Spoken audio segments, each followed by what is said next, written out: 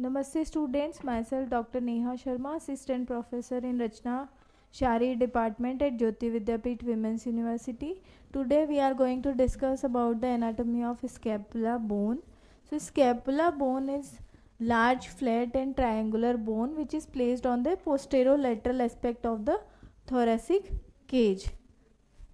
This is scapula bone which is situated on the posterolateral aspect of thoracic cage.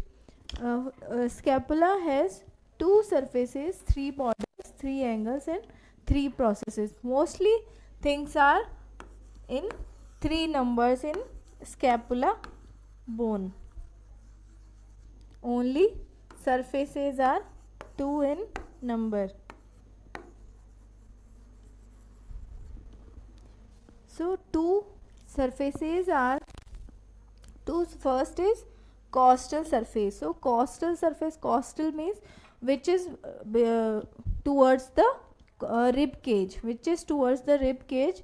That surface is called the costal surface. How we can identify the costal surface? The costal surface is also known as ventral or subscapular surface because it is situated on the ventral aspect of the body. Scapula is situated like this. So this surface is called costal surface, which is situated towards the, which is faced toward the rib cage and on the ventral aspect, or it has a subscapular fossa because it is concave in shape. So it has a subscapular fossa. It represents a broad concavity directed medially and forward. So medial 2/3 of the fossa are marked by several oblique ridges. 2 or 3 ridges are present in scapula like this. 2-3 ridges are present on the scapula on the medial 2/3 part and runs lateralward and upward. Then lateral third of fossa is smooth. Thick ridge adjoins the lateral border. They almost like road shape. So in this picture we can see this is ventral or subscapular fossa. So ridges, these are 2-3 ridges which are going from downward to upward on the ventral surface or subscapular fossa. So thick ridges adjoins the lateral border which is almost road like. So this border is the lateral border. It is thick and road like. It gives road like representation. Then it acts as a lever for the action of a scapular joint in overhead abduction of the arm. Then second surface is the dorsal surface which is arched from above downward. It gives attachment to the spine of scapula. Spine of scapula is the important feature of scapula.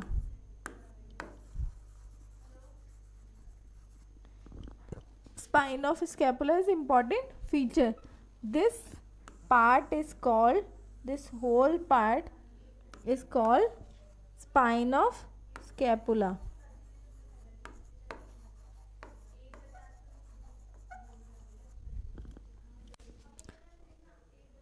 Then the spine of scapula divides the surface into two parts, two unequal parts. Upper part is called the supraspinatus fossa and lower part is called the infraspinatus fossa. So this part is called supraspinatus fossa which is present above the spine of scapula, and this part is called the infraspinatus fossa. Then two fossas are connected by the supraglenoid notch which is situated lateral to the root of spine. This is root of spine and supraglenoid notch is situated here. Then supraspinatus fossa. We will discuss about the supraspinatus fossa. It is smaller than infraspinatus fossa. and concave, smooth and broader. Medial 2/3 part of this fossa gives origin to the supraspinatus muscle. So supraspinatus muscle is situated here in the supraspinatus fossa, upper part of supraspinatus fossa. Then larger one is called the infraspinatus fossa. It is much larger, shallow concavity. It has shallow concavity and center part presents a prominent convexity. Medial 2/3 gives origin to infraspinatus muscle. So infraspinatus muscle got attached to the infraspinatus fossa. This broader part is called the infraspinatus fossa. Then scapula has 3 borders: superior border, medial and lateral border. First one is superior border. 3 borders are superior,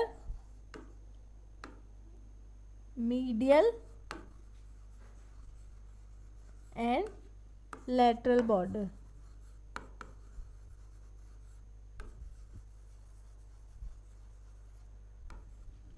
Three borders. So first one is superior border. This is the shortest and thinnest border and most irregular. Superior border is, this border is called the superior border.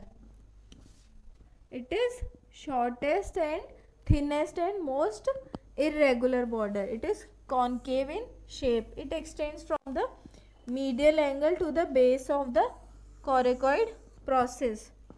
So near the root of coracoid process, it presents the suprascapular notch.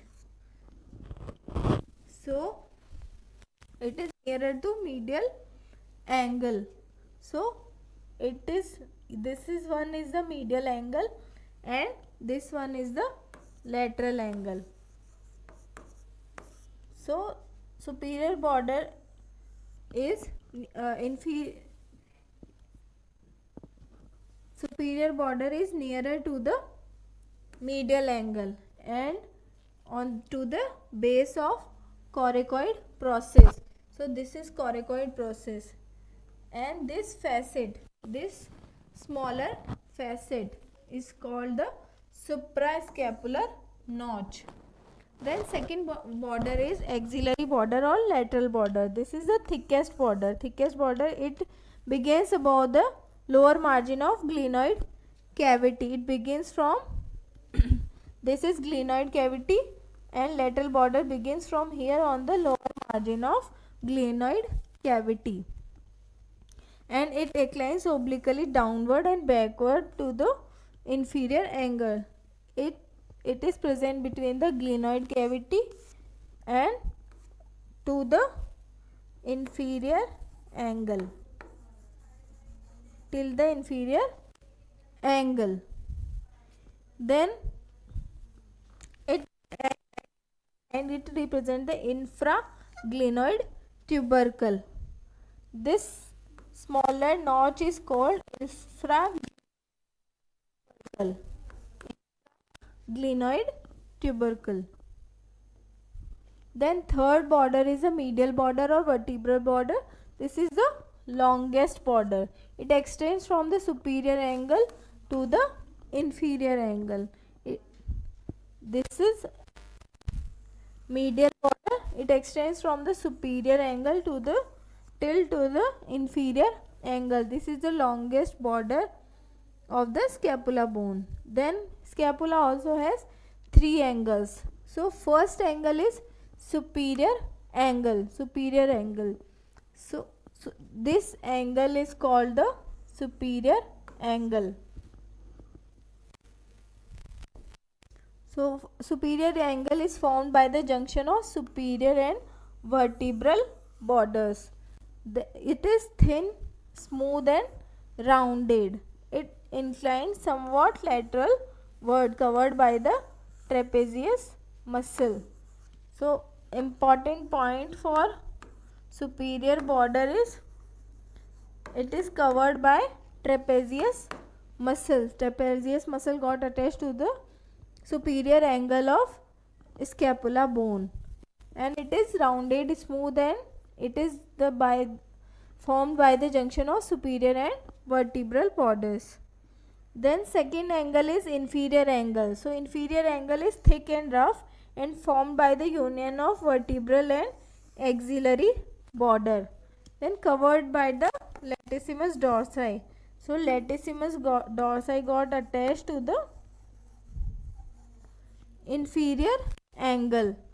This one is also important point for inferior angle.